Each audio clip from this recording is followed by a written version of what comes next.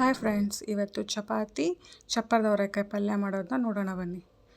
ಮೊದಲನೇದಾಗಿ ನೋಡಿ, ಎಲ್ಲ ವೆಜಿಟೇಬಲ್ಸ್ನು ವಾಶ್ ಮಾಡಿ ಕಟ್ ಮಾಡಿ ಇಟ್ಕೊಂಡಿದ್ದೀನಿ. ಈಗ ಗ್ಯಾಸ್ ಮೇಲೆ ಒಂದು ಪ್ಯಾನ್ ಇಟ್ಕೊಂಡು ಅದಕ್ಕೆ ಆಯಿಲ್ ಹಾಕ್ಕೋಬೇಕು.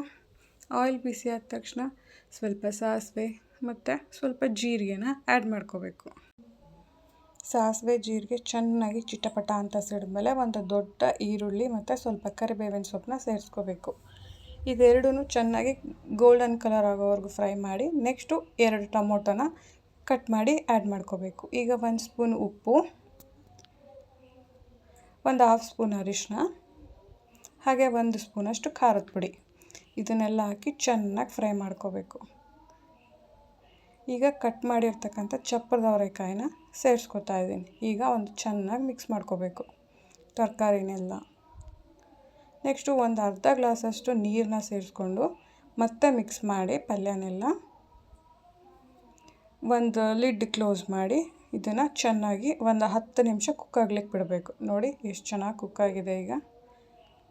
ಈಗ ಕೊತ್ತಂಬರಿ ಸೊಪ್ಪನ್ನ ಸೇರಿಸ್ಕೋಬೇಕು. ಸೊ ಎಷ್ಟು ಈಸಿಯಾಗಿ ಪಲ್ಯ ರೆಡಿಯಾಗಿದೆ. ಪಲ್ಯ ಮಾತ್ರ ಸೂಪರಾಗಿ ಬಂದಿತ್ತು.